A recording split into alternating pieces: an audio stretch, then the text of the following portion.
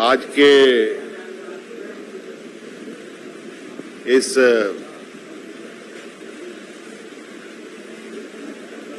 Press वार्ता का जो विषय है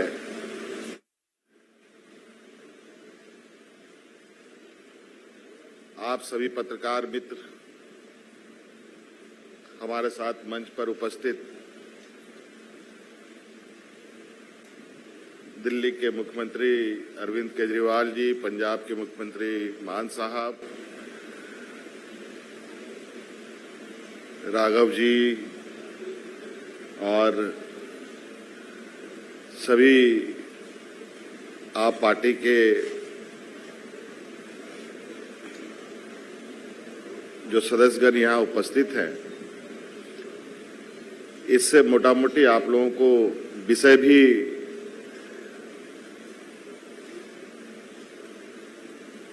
का भी आप लोग आकलन लगा पा रहे हैं कि आज किस विषय को लेकर यहाँ आए हैं। और मैं चाहूंगा कि इस विषय पर बड़े भाई अरविंद केजरीवाल जी कुछ बात रखें, तत्पश्चात मैं अपनी बातों को रखूंगा। सबसे पहले मैं झारखंड के ऑनरेबल सीएम हेमंत सोरेन जी का तहे दिल से शुक्रिया अदा करना चाहता हूं कि आज उन्होंने बहुत ही वार्म और अफेक्शनेट तरीके से हम लोगों को रिसीव किया, हमें मिलने का समय दिया, हमारे साथ बहुत लंबी चर्चा की। हेमंत जी के साथ हमारा काफ़ी समय से बहुत एक तरह से भाई का रिश्ता है, मैं अगर कह सकूं तो, और आपस में हम लोग कई विषयों पे समय समय पे चर्चा करते रहते हैं। आप सब लोग जानते हैं कि हम पूरे किस तरह से दिल्ली के लोगों के साथ अभी पिछले महीने बहुत बड़ा अन्याय हुआ, दिल्ली के लोगों का बहुत बड़ा अपमान किया गया, उनके जनतांत्रिक हक छीन लिए गए। सुप्रीम कोर्ट ने बहुत क्रांतिकारी फैसला दिया। सुप्रीम कोर्ट ने कहा कि दिल्ली के लोग जो सरकार चुनते हैं उस सरकार को काम करने के लिए सारी शक्तियां प्रदान की जा रही हैं। सुप्रीम कोर्ट ने सारी शक्तियां दिल्ली की सरकार को, दिल्ली एक यूनियन टेरिटरी माना जाता है, इसलिए समय समय पे मोदी सरकार ने हमसे बहुत सारी शक्तियां छीन ली थी, लेकिन 11 मई को सुप्रीम कोर्ट ने आदेश पारित करके वो सारी शक्तियां दिल्ली के लोगों को वापस, दिल्ली की चुनी हुई सरकार को, कि दिल्ली के लोग जिस भी सरकार को चुनेंगे, चाहे इस पार्टी की चाहे उस पार्टी की, उस सरकार को काम करने के पूरे अधिकार होंगे। दुर्भाग्यवश 11 मई को ये ऑर्डर आया और 19 मई को, 8 दिन के अंदर 19 मई को रात को 10 बजे, रात के अंधेरे में मोदी सरकार ने अध्यादेश जारी करके सुप्रीम कोर्ट के आदेश को पलट दिया। मोदी सरकार ने कहा कि नहीं, दिल्ली की सरकार को हम काम नहीं करने देंगे, दिल्ली वाले जो मर्जी सरकार चुने उसको हम काम नहीं करने देंगे, उसके पास काम करने के लिए कोई शक्तियां नहीं होंगी। ये तो एक तरह से दिल्ली के लोगों का अपमान है, दिल्ली के लोगों के अधिकार छीन लिए गए और दिल्ली के लोगों को बिल्कुल एक तरह से जनतंत्र के अंदर एक बेदखल कर दिया गया, पूरी की पूरी दिल्ली के 2 करोड़ लोगों को। अब ये जो अध्यादेश जारी किया गया है ये संसद में आएगा, संसद के मॉनसून सेशन में। तो बीजेपी की लोकसभा में तो बहुमत है, लेकिन राज्यसभा में बीजेपी के पास बहुमत नहीं है। उनकी 93 सीट्स हैं 238 में से। तो अगर नॉन बीजेपी सारी पार्टियां इकट्ठी हो जाएं तो इस अध्यादेश को हराया जा सकता है, इसको बिल को हराया जा सकता है। ये बात केवल दिल्ली की नहीं है, ये बात इस देश के जनतंत्र की है, फेडरल प्रिंसिपल्स की है। आज ये दिल्ली के लिए ऐसा अध्यादेश लाए हैं, कल ये ऐसा ही अध्यादेश झारखंड के लिए ला सकते हैं, राजस्थान के लिए ला सकते हैं, पंजाब के लिए ला सकते हैं, हरियाणा के लिए ला सकते हैं, तमिलनाडु के लिए ला सकते हैं। किसी भी राज्य के ऊपर कानून पास करके, अध्यादेश पास करके उसके हकों को छीना जा सकता है। ये तो एक तरह से देश की आजादी की बात है कि जनता सरकार चुनती है और सरकार के पास जनता के सपने पूरे करने के लिए, उनकी जरूरतों को पूरे करने के लिए सारे अधिकार होने चाहिए। ये एक तरह से संविधान के साथ छेड़छाड़ कर रहे हैं, संविधान के बेसिक मूल्यों के साथ छेड़छाड़ कर रहे हैं। हर हिंदुस्तानी का फर्ज है कि इस अध्यादेश का विरोध किया जाए। अभी हम पूरे देश भर में घूम रहे हैं और हमें सभी पार्टियों का बहुत अच्छा सहयोग मिला। आज काफी लंबी चर्चा हुई हेमंत जी से और मैं दिल्ली के लोगों की तरफ से हेमंत जी का और उनकी पार्टी का तहे दिल से शुक्रिया अदा करना चाहता हूं कि उन्होंने पूरा सहयोग देने का हमें आश्वासन दिया है कि संसद के अंदर भी और संसद के बाहर भी जनतंत्र को कुचलने के लिए ये जो अध्यादेश लाया गया है, इसके खिलाफ वो पूरा हमें समर्थन देंगे। और दूसरी पार्टियों से भी मेरी सबसे अपील है, वैसे मैं सबसे जाके मिल रहा हूं, सबका समर्थन भी मिल रहा है, लेकिन बाकी और अन्य पार्टियों से भी अपील है कि वो भी जन विरोधी, राष्ट्र विरोधी ये जो कानून है इसका विरोध करें।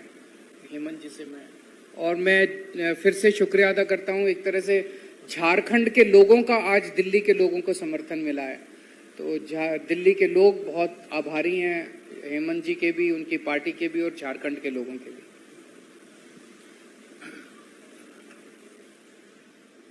पत्रकार मित्रों, जैसे कि अभी वर्तमान समय में चुनी हुई सरकार को किस तरीके से काम नहीं करने देने का एक योजनाबद्ध कार्य केंद्र सरकार के द्वारा की जा रही है, ये कहीं ना कहीं लोकतांत्रिक व्यवस्था, संघीय ढांचे का एक इस पर प्रहार है, हम इसको कह सकते हैं। और जो इस देश की ताकत जिसको हम कह सकते थे, अनेकता में एकता, उस पर भी ये बड़ा प्रहार है।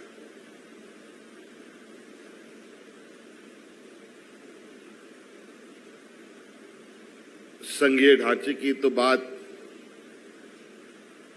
केंद्र सरकार करती है, लेकिन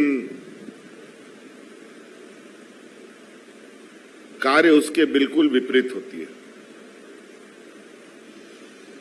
आज बिल्कुल ये स्पष्ट रूप से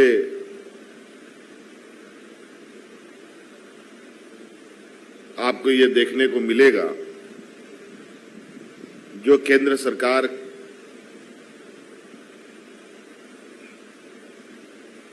के सहयोगी सरकार नहीं है, उन सभी सरकारों की कमोवेश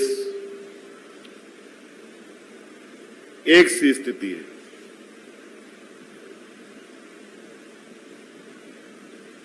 ये एक चिंता का विषय है और ये कहीं ना कहीं इस लोकतंत्र में आम नागरिक और जनता की भी बहुत बड़ी भूमिका है। विधायक, सांसद, मंत्री, मुख्यमंत्री, प्रधानमंत्री, ये तो एक माध्यम है।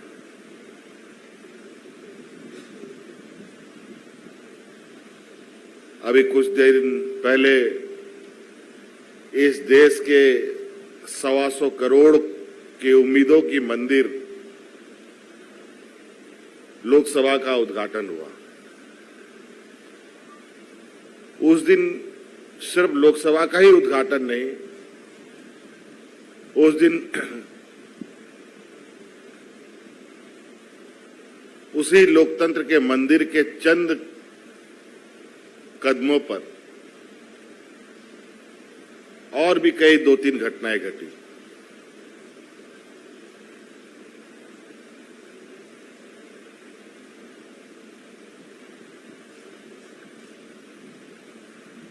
तो कहीं ना कहीं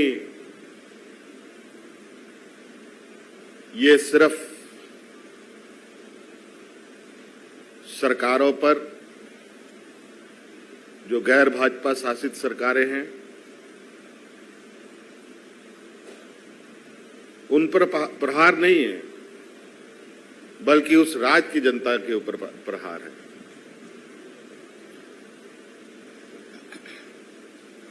देश की जनता के ऊपर प्रहार है। इसमें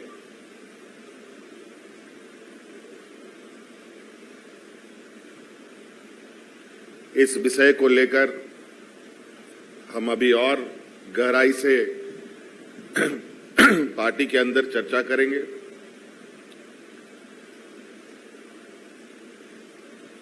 और आदरणीय गुरुजी के साथ भी इस विषय पर और क्या बृहत रूप से इस पर लोकतांत्रिक व्यवस्था को मजबूत करने पर आगे बढ़ा जाए, इस पर हम लोग काम करेंगे। और आज मैं समझता हूं कि इस देश के 125 करोड़ के लोगों को भी वर्तमान व्यक्तिगत अपनी वास्तविक स्थिति को ध्यान में रखकर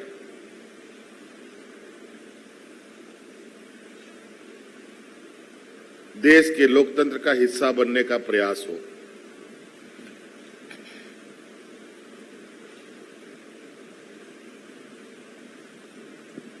हमारे इस देश को अलग करने में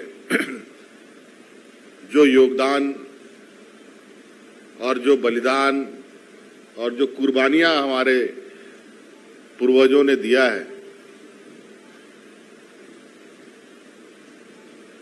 कहीं ना कहीं उनके उन बलिदानी, उनकी कुर्बानी का भी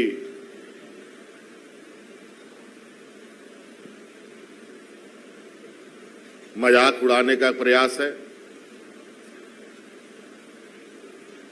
और इस लोकतंत्र को बचाने का भी जो सब लोगों की भूमिका है,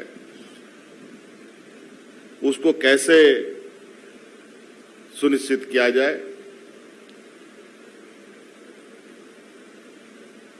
ये कहीं ना कहीं बहुत लंबी और मजबूती के साथ एक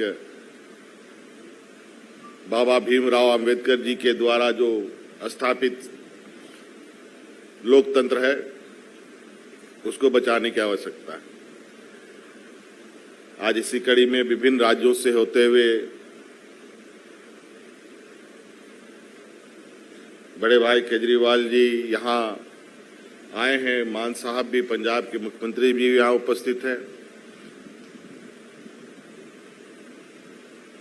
और इस विषय पर सभी राज्यों में चर्चाएं हो रही हैं। दिल्ली के अंदर झारखंड के भी लोग हैं, बिहार के भी लोग हैं, यूपी के भी लोग हैं, केरल के भी लोग हैं, महाराष्ट्र के भी लोग हैं।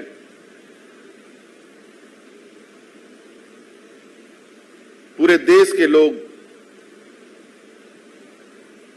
और पूरा देश का जनप्रतिनिधि